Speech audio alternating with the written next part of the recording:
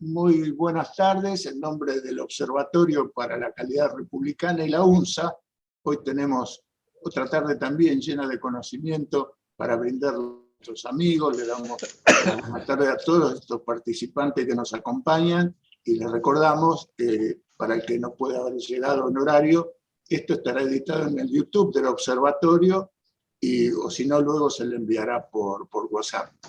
Técnicamente nos ayuda Arturo López. Bueno, hoy tenemos el gran honor de presentar a Juan Carlos Royseco, que es, como él dice, tiene el honor de ser maestro normal nacional.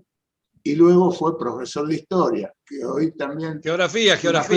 De geografía, perdón, que hoy justo cumple sus años de recibido y licenciado en Ciencias Políticas. Además, ocupó cargos, director nacional de Educación del Adulto en los años 80, director de Formación Técnica Superior en 2012-15. Y también fue asesor en distintos gobiernos provinciales en el sector de los Ministerios de Educación, en las provincias de Salta y Catamarca. Y si fuera poco, hoy es el cumpleaños de nuestro invitado Juan Carlos Royseco. Así que, Juan Carlos, bienvenido a la sala, feliz cumpleaños. Y bueno, él nos va a hablar de la educación en tiempos de pandemia y la futura agenda educativa. Un tema visceral para la Argentina que viene y para la búsqueda de calidad que hace este observatorio y la UNSA. Juan Carlos, la pantalla es tuya.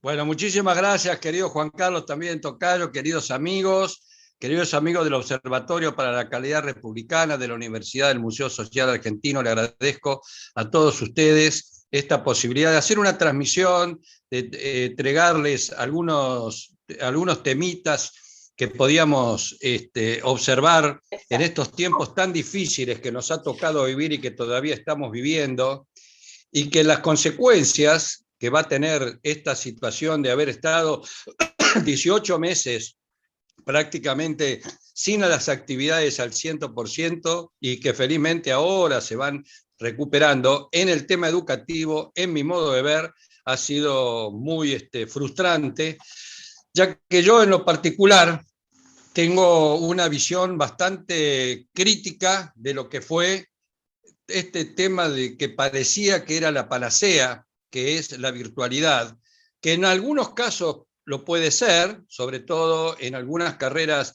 a nivel superior, llámense las universitarias, donde se podría dar la posibilidad de esta forma, pero que en otras, sobre todo cada vez que vamos a escalones más bajos, secundario o educación media, la educación primaria, educación inicial, lo que nosotros habitualmente llamamos jardín de infantes, ha traído, en mi modo de ver, situaciones muy graves y serias, que inclusive fueron en contra de lo que nosotros siempre, desde nuestra óptica que tenemos todos los que estamos en esta sala, de la posibilidad de igualdad de oportunidades iniciales para todos aquellos que tengan que entrar en el mundo del estudio y en el mundo laboral, creo que se han ahondado las diferencias que hay entre los diferentes sectores. Lo vamos a hacer de a poquito. Primero les voy a dar algunos datos que yo he ido recopilando durante estos días para preparar esta charla y que de alguna manera nos permite reflexionar y se podrá estar de acuerdo o no. Lo importante es que podamos discutirlos, ¿no? Y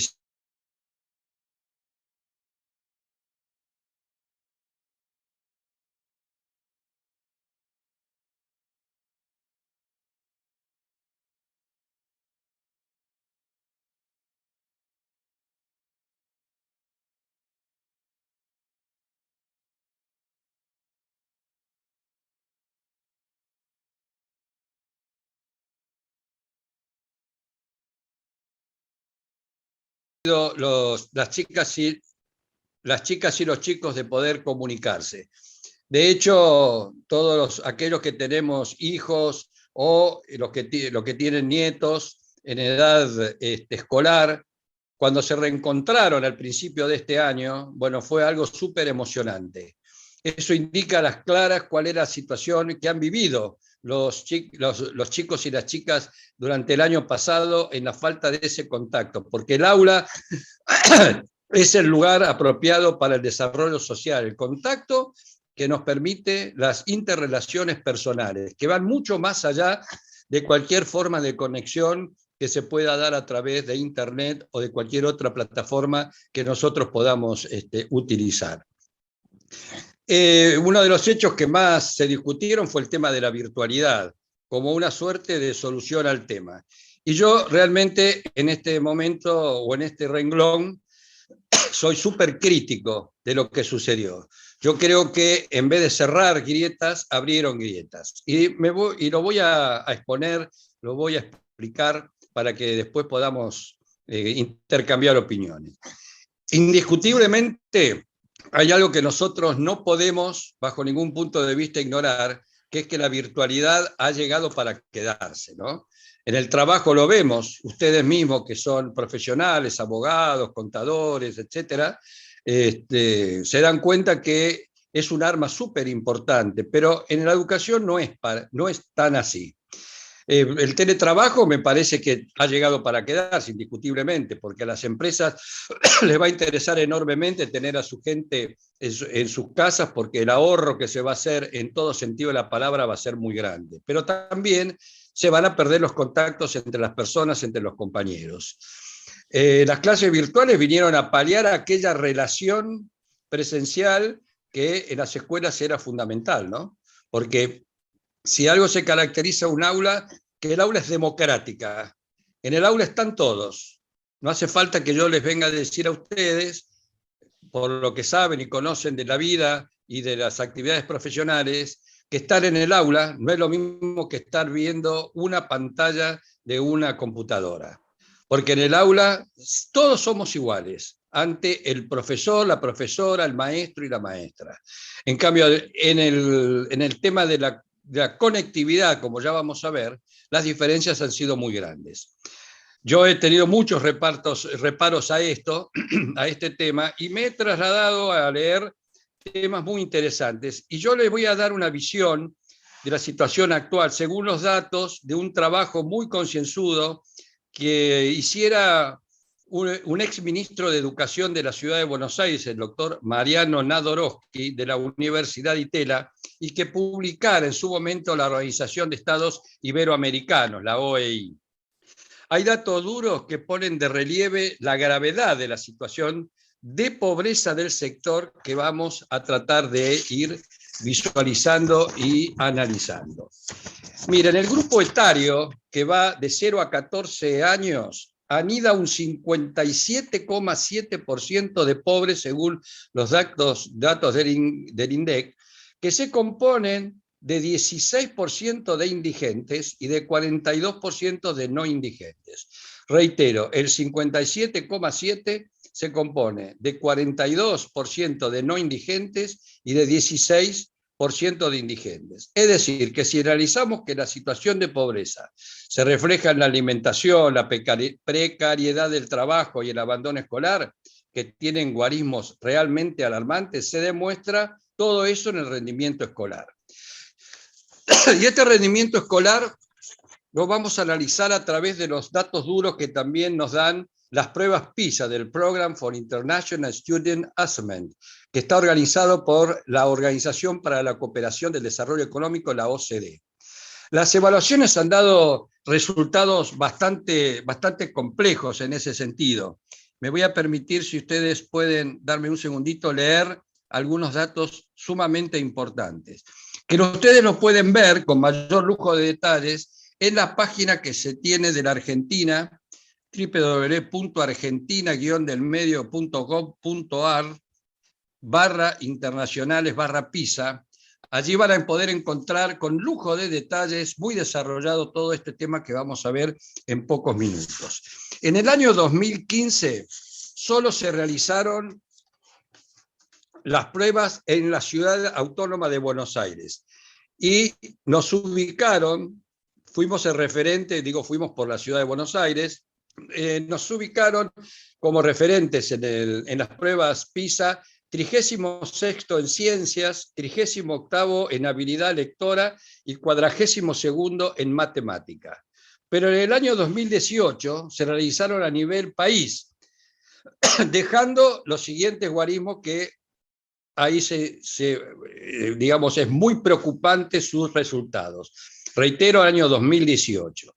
En ciencia se cayó del puesto 56 del año 2012 al puesto 65 en el año 2018. Reitero, del 56 al 65. En habilidad lectora se bajó del puesto 58 al 63. Y en matemática del puesto 57 al 71. Siempre comparándolas con las evaluaciones del 2012, lo cual indica que en 6 años hemos tenido una caída verdaderamente fantasmagórica. En esas evaluaciones participaron 79 países. Y si yo les pregunto a ustedes, ¿ustedes se animarían a decirme en los 3 ámbitos, en las 3 categorías, ciencias, habilidad lectora y matemática, quién ocupó el primer puesto y quién ocupó el segundo? Y empezaríamos a devanarnos la cabeza diciendo, y bueno, puede ser Finlandia, Suecia, Alemania, Canadá, Estados Unidos, Francia, etcétera, etcétera. Y no es así. El primero es China y el segundo es Singapur.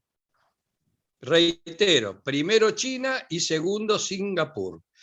Bueno, cada uno de nosotros puede analizar este tema, ¿no? Porque uno dice, ¿qué países tan diferentes a los del Occidente en sus formas políticas de generación de democracias y demás? Y con estos países que acabo de nombrar, donde la situación muchas veces de autoritarismo se lleva a un nivel realmente extraordinariamente alto, lo cual para nosotros, para nuestro pensamiento democrático republicano, casi diría que nos repugna. Pero estos son datos que tenemos que tener en cuenta. Vamos a analizar también algo importante, que es la infraestructura y el equipamiento, porque la infraestructura y el equipamiento son herramientas fundamentales que cuenta el docente por un lado y el alumno para usufructuarlo, de tal forma que elementos que son de última generación en cuanto a la tecnología lo hace fundamental. Pero si yo empiezo a analizar, y yo les voy a empezar a decir a ustedes, o piensan que vamos a hablar de las grandes, de la cibernética, o vamos a hablar de las conectividades más extrañas, no, les voy a hablar de algo mucho más pedestre y que nos va a poner un poquito los pelos de punta o nos va a erizar la piel. Y les voy a decir cuáles son esos. El 43% de las escuelas no disponen de desagüe de red, es decir, desagüe de red, bendigo, o cloacas. Reitero, el 43% de las escuelas no disponen de desagüe de red o cloaca. El 16% no tiene agua de red pública. El 22% no cuenta con acceso y asfalto a las escuelas. Y el 55% no dispone de accesibilidad para personas discapacitadas. Como ven ustedes, son cifras realmente increíbles para un país como el nuestro, que allá en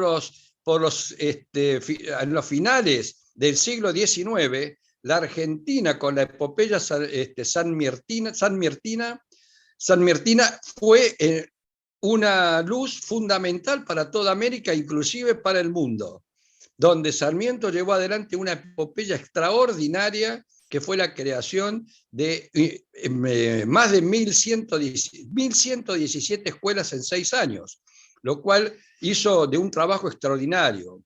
Haber traído las maestras de Estados Unidos de América, haber viajado por el mundo para reconocer cuál era el mejor sistema para poder realizar en la República Argentina, Argentina cayó en esto, en esos guarismos que dimos de rendimiento escolar y en esta situación de infraestructura. Cuando las escuelas argentinas, vayamos a cualquier barrio de la ciudad de Buenos Aires y veamos las viejas escuelas del Consejo Nacional de Educación, que prácticamente todas tenían una arquitectura similar.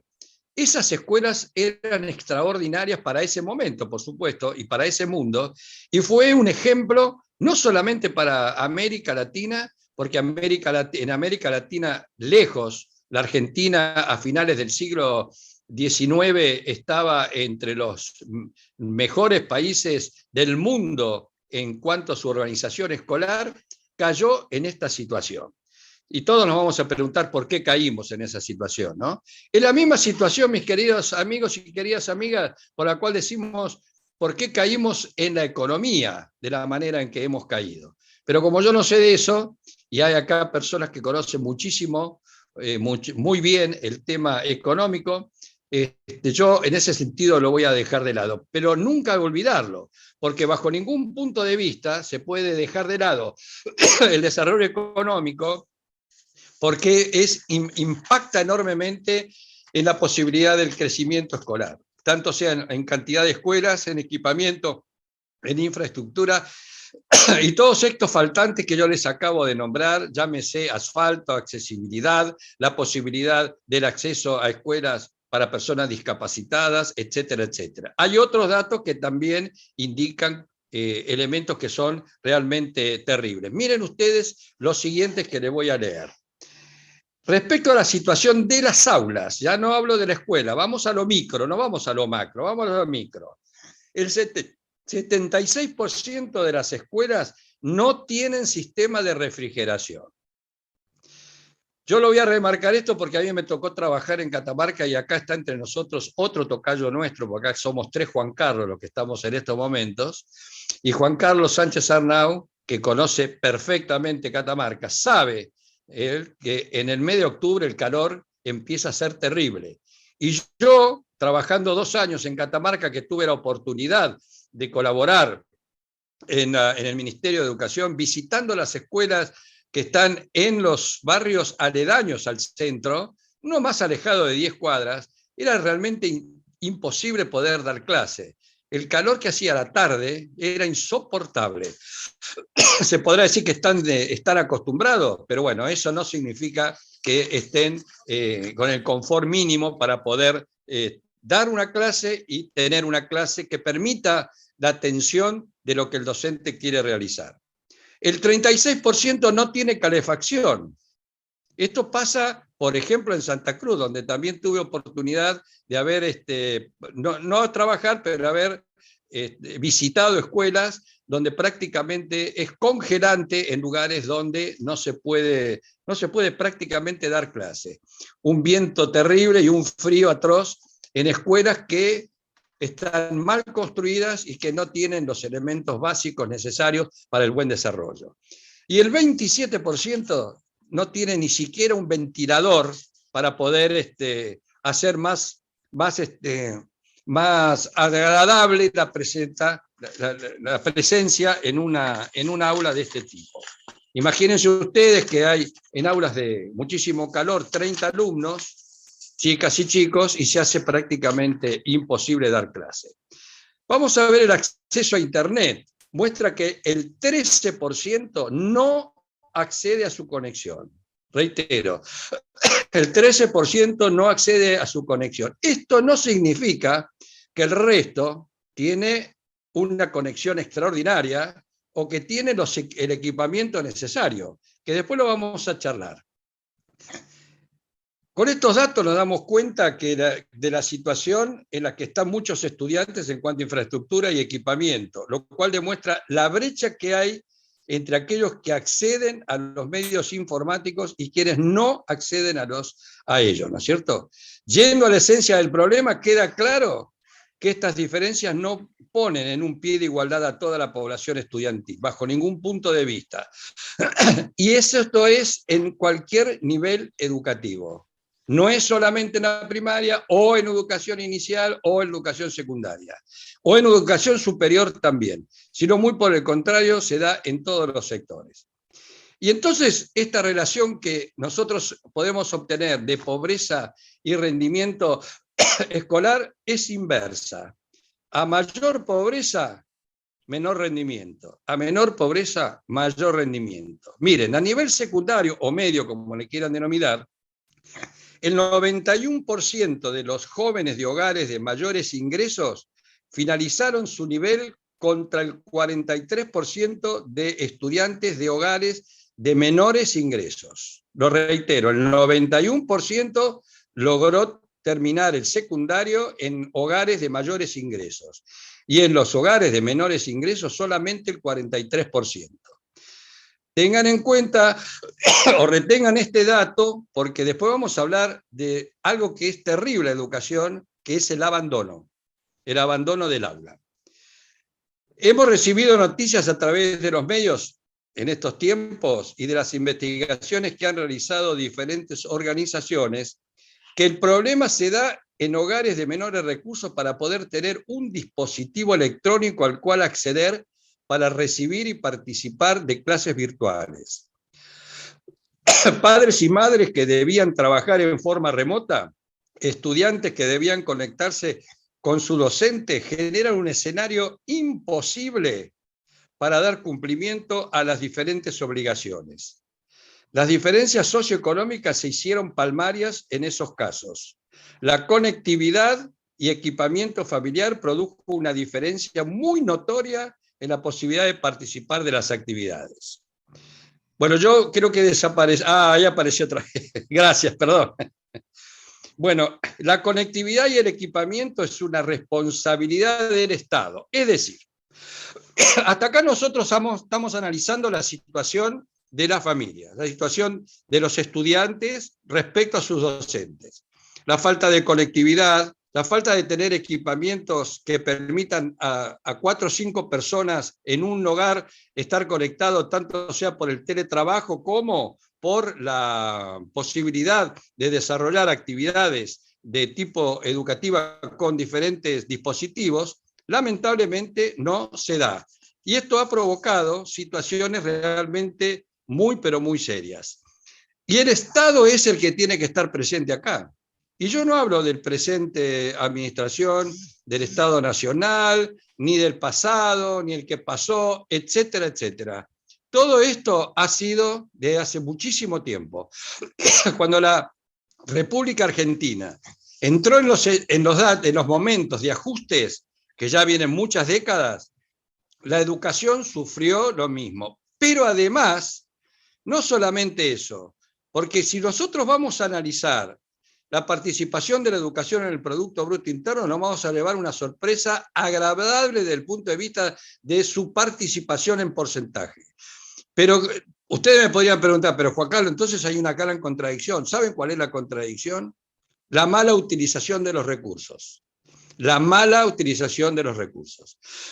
Cuando a mí me tocó trabajar en Catamarca y en Salta en el tema de plantas orgánicas funcionales, trabajamos porque el problema grave que tenían los ministros, que cuando se les hizo la transferencia a los servicios educativos, en muy pocos casos lo que se transfirió le alcanzó a la institución, al ministerio de cada provincia para poder solventar los gastos. Prácticamente entre el 95 y el 98% del presupuesto iba exclusivamente a salarios. No podían comprar una caja de tizas. El ministro o la ministra del área en diferentes provincias no podían comprar una caja de tizas. Entonces, ¿de qué equipamiento nosotros podíamos estar hablando que pueda ser de gran desarrollo? Entonces, el Estado Nacional en esa época, a partir de distintos convenios internacionales, estoy hablando de la década del 90, tuvo que participar en los procesos de reorganización de esas plantas para achicar el mismo, generando, por ejemplo, a través de jubilaciones más tempranas, bajar los cargos y que se repartiese la cantidad de alumnos de una forma más racional a la cantidad de docentes. Por cada docente se establecía la cantidad de alumnos que debía haber, siempre teniendo en cuenta la dimensión del aula y el lugar en el que estaba. No era lo mismo una escuela como la que va, por ejemplo, el amigo que tenemos entre nosotros, que se llama Juan Ibaruti, que hace un trabajo filantrópico extraordinario a 4.800 metros de altura, allá por Tilcara, donde es una escuela sumamente pequeña en la localidad del Durazno, que hablarlo de una escuela que está en el centro de una gran ciudad. Es totalmente diferente en ese sentido. Entonces la brecha es cada vez más grande, se va desarrollando de una forma extraordinaria. Hay un dato duro que manifiesta que el 19,5% de los estudiantes que finalizaron la escuela primaria y el 15,9% de quienes egresaron del nivel secundario no tienen acceso a Internet. Entonces la pregunta es, con semejante número, ¿podemos hablar de que vamos a democratizar la educación? A través de esa falta total que hay de conectividad, la enorme cantidad de alumnos que quedan afuera, a mí me parece que la respuesta es no. Y de hecho es así. Ya lo vamos a ver. Esto no significa que el resto, más allá de los números que le acabo de dar ahora a usted, este porcentaje, se conecte a Internet. Yo le voy a dar un dato a nivel latinoamericano que lo da el Observatorio de Argentinos por la Educación. El autor es Alejandro Artopopoulos, de la Universidad de San Andrés. Y nuestro país está cuarto, detrás de Brasil, que es el primero, Chile segundo y Uruguay tercero. Así que estamos cuartos en el tema de la conectividad a Internet. Tenemos un largo camino que recorrer en ese sentido, ¿no? Por ello creo que si bien manifestamos que la virtualidad ha llegado para quedarse, debemos tener muy en cuenta si estamos en condiciones de reemplazar, aunque parcialmente, la presencialidad escolar. Si la vamos a reemplazar o la vamos a complementar, que son dos cosas absolutamente diferentes.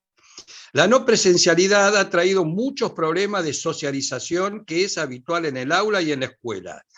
Muchas chicas y chicos están sufriendo esta situación de aislamiento que lleva a serios problemas psicológicos. Felizmente la reciente apertura de las escuelas irá paliando este problema. Hay una investigadora, Laura Lewin, que publicó el 28 de abril del año 2021 en el portal Infobae un interesantísimo trabajo referido al uso de la tecnología en estas circunstancias. Ella considera que la tecnología es una gran herramienta, pero no es la solución. Observa que la tecnología nunca podrá reemplazar al docente y su contacto con ellos. El uso de celulares en clase debe ser una herramienta académica y no de relaciones sociales, que los chicos estén jugando y que sirvan exclusivamente para eso. Si se lleva un celular al aula, es para que sirva de herramienta académica. Esta conexión entre docentes y el alumnado es importante porque sin vínculo no hay aprendizaje. Esto es muy claro, ¿no? Si no hay un vínculo entre el docente y el alumno, se hace terriblemente difícil el aprendizaje. Es importante que el docente aliente la reflexión y el espíritu crítico, que lo suele dar la vinculación presencial. La virtualidad tiene otra lógica, no es la lógica de la presencialidad. Es perfecta, es muy buena, excelente, todo lo que queramos manifestar. Aporta enorme cantidad de información, pero el vínculo es absolutamente diferente. La misma autora manifiesta algo que muchas veces no tenemos en cuenta de cómo actuar frente a alumnas y alumnos con problemas de aprendizaje, que la virtualidad no los puede solucionar. En algunos problemas, es por problemas de conectividad o dispositivos móviles, y el otro gran problema es aquellos que tienen mucha dependencia del docente. Esto es muy importante. Las chicas y los chicos hay veces que tienen una tremenda dependencia del docente y el trabajo autónomo se le hace sumamente difícil. Y a ello hay que agregarle los problemas de conducta, entre otros, porque los problemas de conducta se arreglan en el aula, o por lo menos se tratan de paliar en el aula, no a través de una pantalla.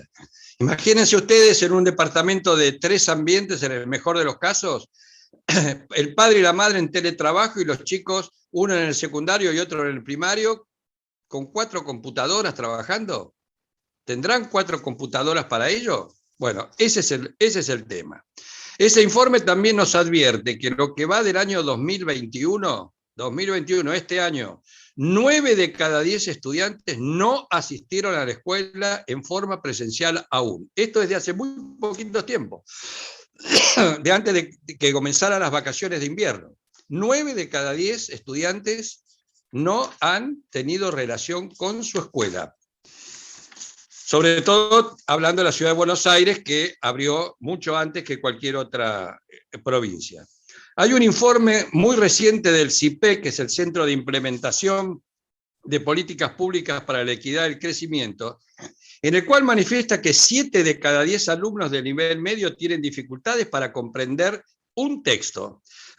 Si bien este problema no es exclusivamente de ahora, de más está decirlo, la pérdida de clases ha favorecido esta negativa situación. Es una simulación hecha por el Banco Mundial a partir de los resultados de las pruebas PISA. Antes de la pandemia, el 52% de los estudiantes de 15 años tenían bajos rendimientos en lectura. Hoy, de 52% pasó a 73%. Las causas obviamente son varias, ¿no? Pero hay dos básicas. El cierre prolongado de las escuelas y que muchos no pudieron sostener su vínculo a distancia. ¿Y a qué nos enfrentamos? Yo antes de esto quisiera decir algo que es muy importante en UNICEF, algo que UNICEF nos ha manifestado. Lo último, lo último que se cierra son las escuelas, lo primero que se abre son las escuelas. Es decir, que los países que tuvieron una cuarentena más racional que la que tuvimos nosotros, lo último que cerraron fueron las escuelas. Y lo primero que abrieron fueron las escuelas.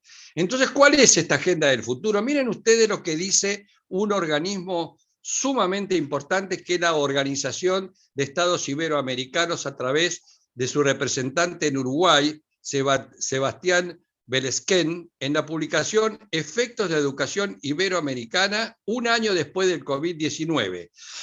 En ella manifiesta que Latinoamérica, escuchen este dato, tardará 11 años en recuperar lo perdido en el ámbito educativo y llegar a los niveles óptimos en el área, en coincidencia con lo manifestado por el Banco Interamericano de Desarrollo. Esto indiscutiblemente traerá consecuencias para esta generación, tanto a niveles educativos como económicos. Entonces, ¿qué desafío tienen por delante los estados en la educación? Primero, recuperar a todos aquellos chicos y chicas que han abandonado la escuela, lo cual indicará una política activa por parte del Estado, hasta epopélica, voy a decirlo así, hasta epopélica, de ir a tocarles timbre, ya que vamos tocando timbre para repartir un sobrecito y que vayan a votar.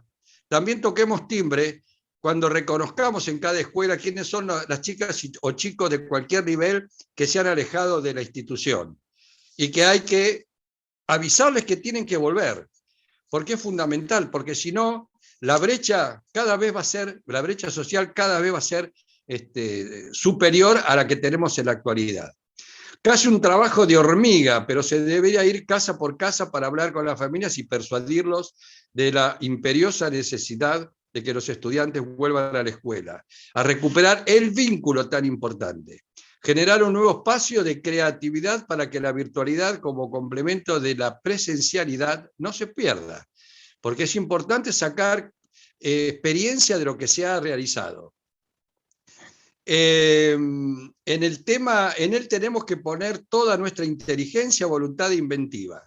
Ya nada volverá a ser como antes, eso seguro. Hemos descubierto un nuevo mundo del cual no debemos ni podemos abstraernos. Los gobernantes, pero la sociedad civil también, deben entender que no habrá una sociedad justa, igualitaria, libre y fraternal sin educación para todos y de calidad. Porque el derrumbe de la educación es el derrumbe de la nación. Para ir redondeando y dar lugar, si ustedes desean, al diálogo, yo quería decir lo siguiente. Se hace imposible poder creer que la virtualidad va a cerrar la brecha educativa entre ricos y pobres. Yo creo que la onda. Porque los que tienen mayor capacidad, lo hemos demostrado con números, no solamente con opiniones, la enorme cantidad de personas que se pueden conectar y conectarse correctamente con la que no, es cada vez más grande. Es cada vez más grande.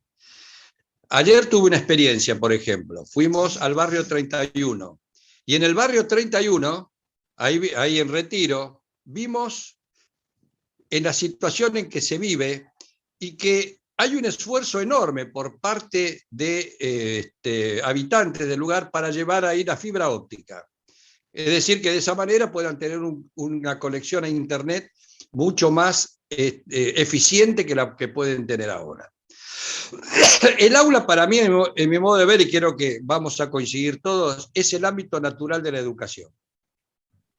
Hay educación a distancia, hay carreras que se hacen en el 100% a distancia, pero no hay un cambio de aquellos que terminan el secundario y entran a la universidad, donde cuando uno sale del secundario viene con unas falencias extraordinarias y en el rendimiento, por ejemplo, en el caso que yo pude ver palmariamente del ciclo básico común dando sociología, donde el primer cuatrimestre era verdaderamente un desastre, donde el primer día de clase había 120 alumnos y terminábamos con 40, con un abandono extraordinario.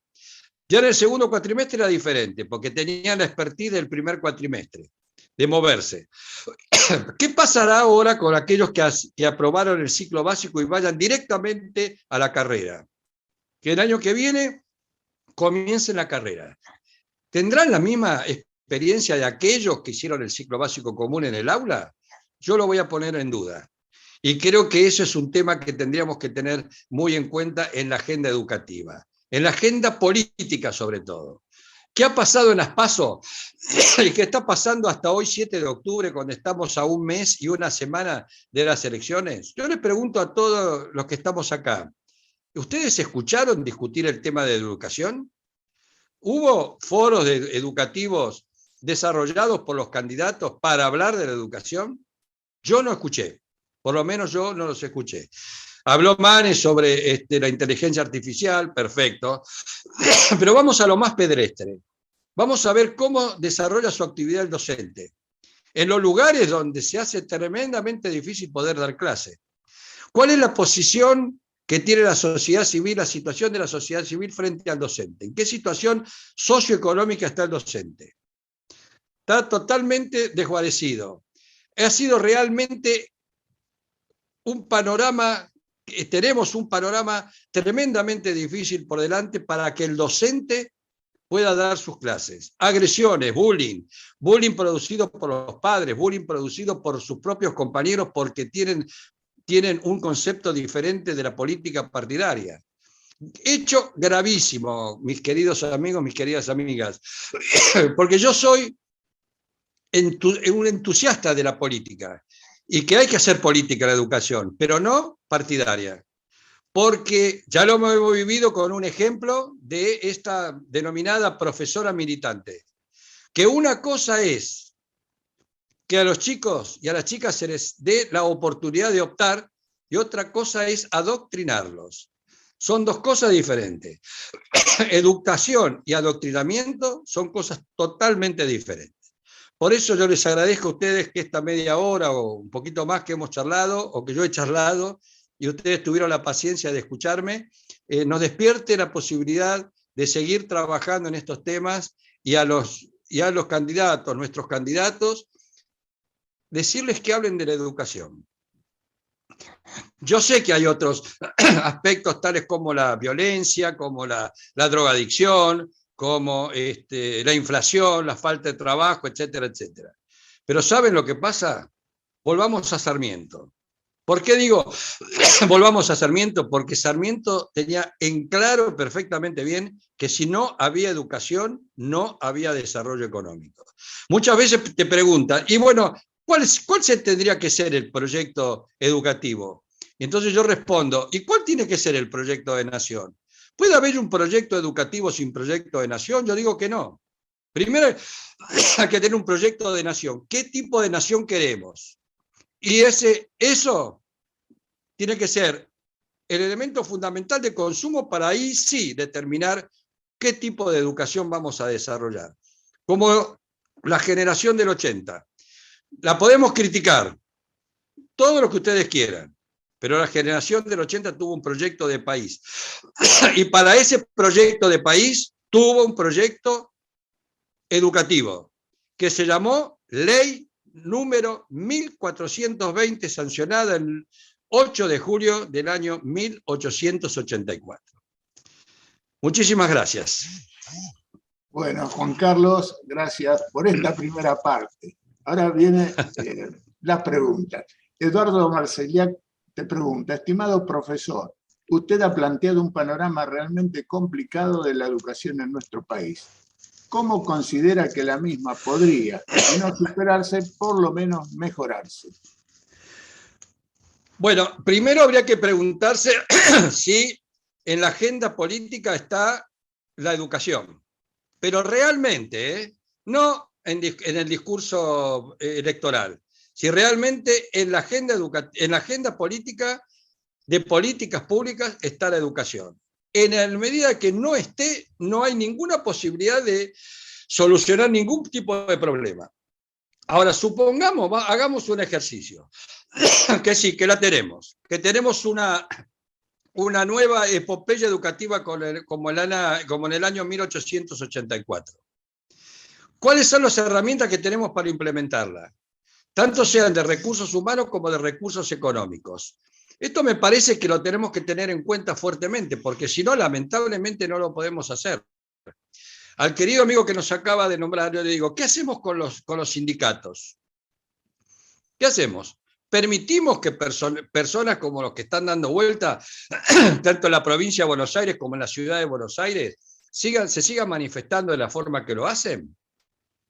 Pregunto, ¿qué vamos a hacer con ellos? ¿Cuál va a ser la política que se va a desarrollar?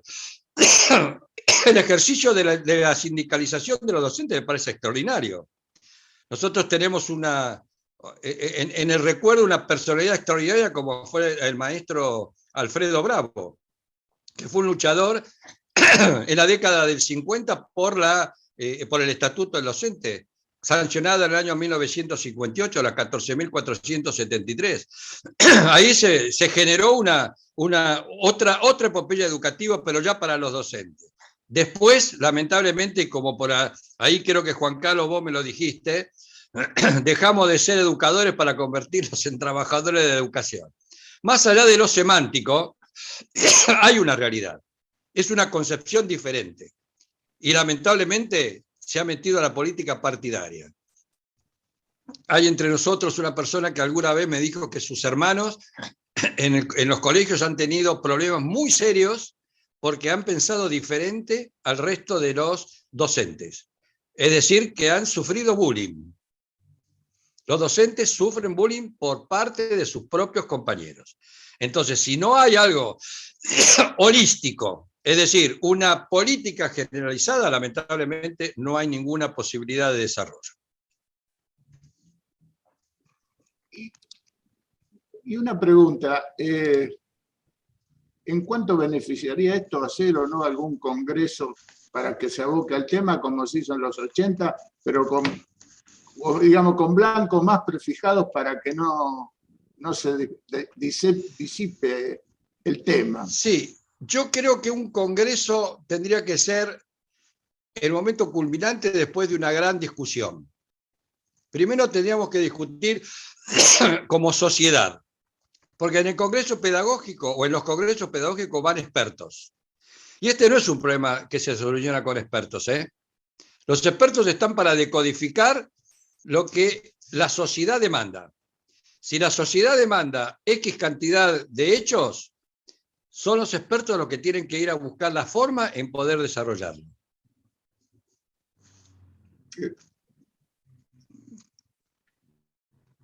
Acá Eduardo Pisani le pregunta, cuando Sarmiento planteó su proyecto educativo no existían otros problemas en el país, pero priorizó en la educación.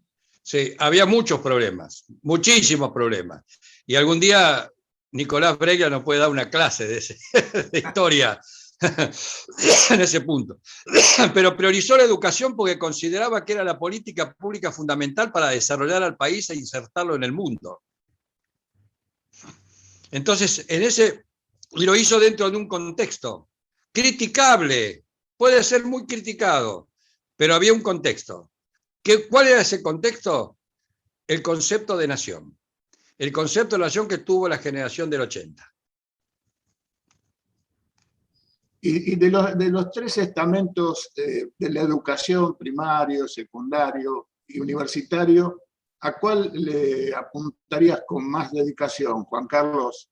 Al secundario. Ajá. donde hay El más secundario abandono. es el más castigado de todos. El más castigado de todos. Porque la escuela primaria está estructurada de otra manera y tiene algo muy importante, que es una capacitación docente interesantísima. Más allá de que se lo pueda criticar. Nada es perfecto, nada es perfecto. Pero en secundario es muy complicado.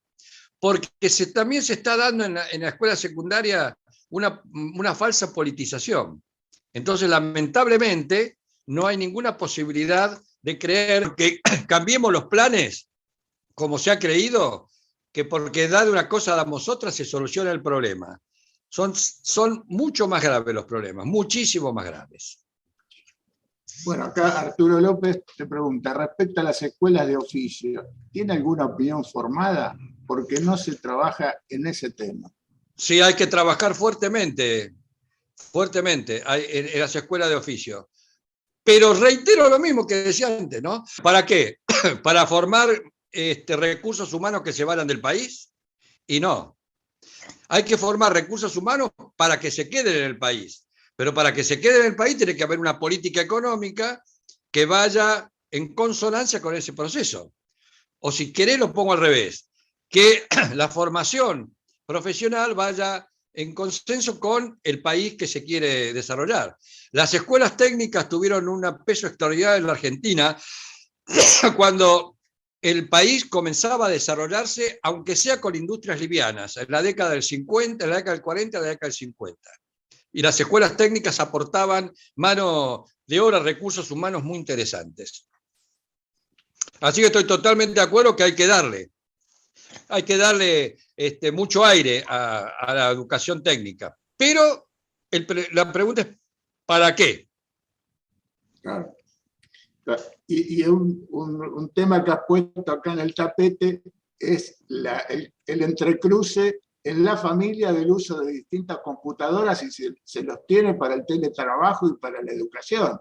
Ese es un tema de ahora. Sí. ¿Cómo se resuelve ese problema? El Estado tiene no puede un padre comprarle 3 computadoras a su casa para que su señora, sus 2 hijos trabajen y tengan relación a través de este medio que es la computadora. Además, no se puede comparar ni por casualidad lo que se genera en un aula que lo que se genera a través de una computadora. Claro. Creo que eso es de perogrullo, que no necesita absolutamente ninguna explicación. Se cae de maduro. Leonardo Bartolomé te pregunta, buenas tardes, ¿cuál es el aspecto más importante dentro del aula a tener en cuenta en la pandemia? La resocialización de los alumnos, claro, con sus docentes, entre ellos y con sus docentes. Claro, porque me refiero para sostener el vínculo docente-alumno. Claro, la resocialización. Mirá, no importa si todavía no conocen cuánto es 2 más 2, pero sí que tengan la posibilidad de tener la relación con sus docentes. Eso es fundamental. Me estoy corriendo porque se me estoy quedando sin batería y tengo que cargarlo, porque si no me voy a quedar sin batería. Entonces creo que es ahí donde vale el tema. Primero, rescatemos a las chicas y a los chicos para que vuelvan al aula. Y más allá de enseñarles las matemáticas, la ciencia, la lectura, tratemos de resocializarlo, que se vuelvan a encontrar entre los chicos. A ver, chicos de segundo grado nunca fueron a la escuela, ¿eh? Los que hoy están cursando segundo grado el año pasado no fueron a la escuela. Claro.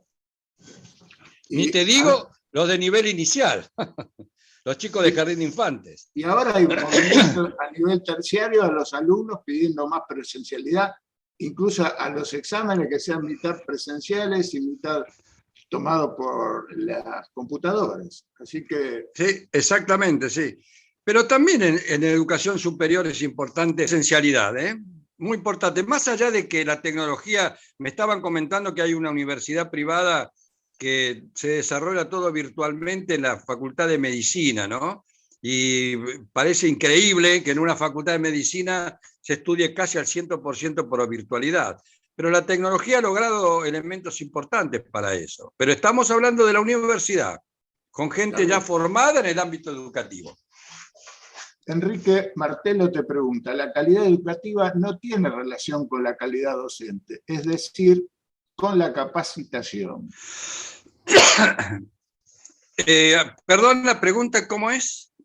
Hace la observación, dice, la calidad educativa no tiene relación con la calidad docente, es decir, con la capacitación. Si tenés... Bueno, no sé, yo creo que sí. La calidad educativa tiene mucho que ver con la calidad de los docentes. Yo creo que es muy importante que exista eso, ¿no? Es decir, por eso existe la capacitación. Es decir, la capacitación continua, hay redes, hay redes federales de capacitación continua que son muy importantes, ¿no? El docente necesita capacitación continua permanentemente. La educación es permanente, no queda parada en una etapa de la vida, de la historia, es continua, es continua. Si no, los chicos, por ejemplo, en el tema cibernético saben más que los maestros. Entonces, ¿cómo hace un docente para enfrentarse a un aula en esa situación? Y yo lo veo sumamente complicado y difícil, ¿no? Leonardo Bartolomé te pregunta, ¿cómo se puede lograr que los aspectos emocionales de alumnos y docentes se pueda tener en cuenta en el proceso de enseñanza?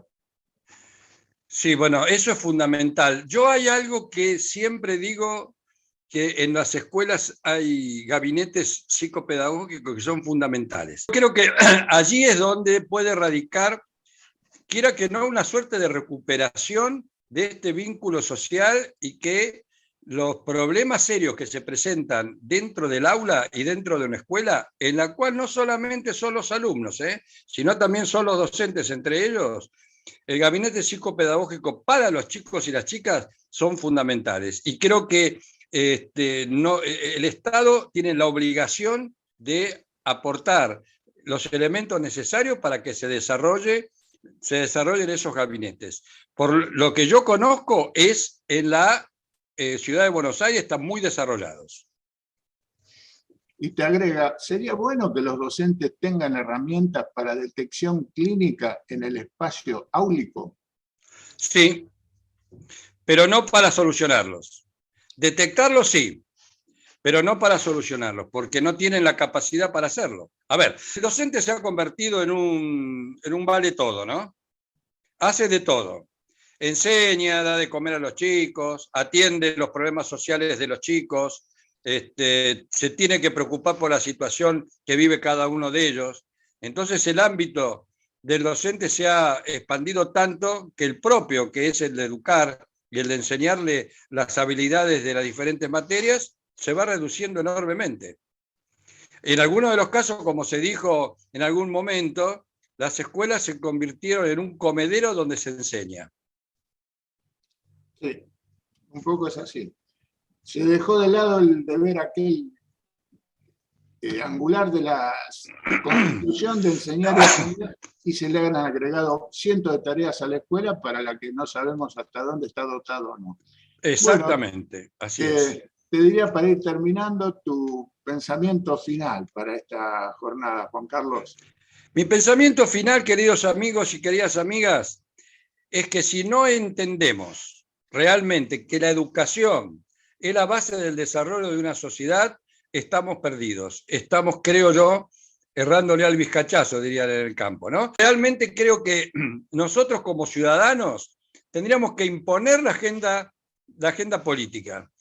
¿Y cómo la imponemos? Y hablemos con cada uno de los candidatos y preguntémosle qué piensa de la educación, cómo tiene que ser la educación. Si nos vamos a referir exclusivamente, si tenemos que decir todas, todos o todes, y sobre eso vamos a dar vuelta, perdimos. Vamos a estar absolutamente fuera de contexto. Tenemos que tener realmente primero ver en qué situación estamos y una vez que tengamos eso, poner a todos los actores en caja. Es decir, que cada actor o grupo de actores cumplan con lo que debe ser. Porque si no, lamentablemente, el país va por mal camino. Y como dije anteriormente, repitiendo una frase de Sarmiento, el derrumbe de la nación, el derrumbe de la educación es el derrumbe de la nación.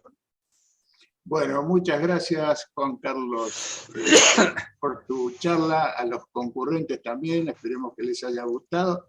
Y bueno, a tu parte podemos ser testigos que has mantenido en vivo la llama sarmientina, Juan Carlos. Muchas gracias por todo, en nombre del observatorio.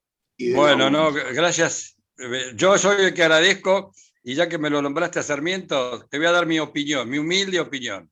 Sarmiento, de mi modo de ver, fue el más grande presidente que tuvo la República Argentina, sin desmerecer a otros, ni a Hipólito Yrigoyen, ni a Raúl Alfonsín. No, yo no descalifico a nadie, pero el mejor fue Sarmiento. ¿Por qué?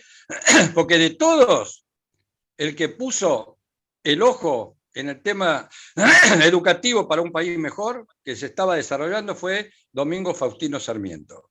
Te voy a dar una anécdota, y con esto termino, que dijo así: cuando Elisa hace el primer censo de población y se encuentra con que el 87% eran analfabetos, era población analfabeta, inmediatamente llama a su secretario y le dice que tenía reunión urgente a la primera hora de la tarde para el gabinete nacional. Va a reunirse el gabinete y dice: señores, esta es la cantidad de analfabetos que hay en la República Argentina. Mi política durante estos 6 años va a ser escuelas, escuelas, escuelas. Y para eso necesito tanta cantidad de kilómetros de vía férrea, necesito esto, necesito lo otro, etcétera, etcétera. En ese momento el ministro de Hacienda, porque de economía no existía, uno de ellos, porque eran 2, uno de ellos era Gorostiaga, saltó de la silla y dijo: pero señor presidente, ¿de dónde vamos a sacar los recursos? ¿Y qué le dijo Sarmiento? Ese es su problema, señor ministro. Se dio media vuelta y se fue. Bueno, muchas gracias, Juan Carlos. Acá te agradece Guillermo López A, Jorge Nogueira, Marcelo Zamudio, Eduardo Pisani, Leonardo Bartolomé, todos tu grata y profunda charla. Muy buenas tardes para todos, amigos. Bueno, muchísimas gracias y a todos ustedes, y siempre a disposición de lo que quieran, lo que deseen. Muy bien, gracias.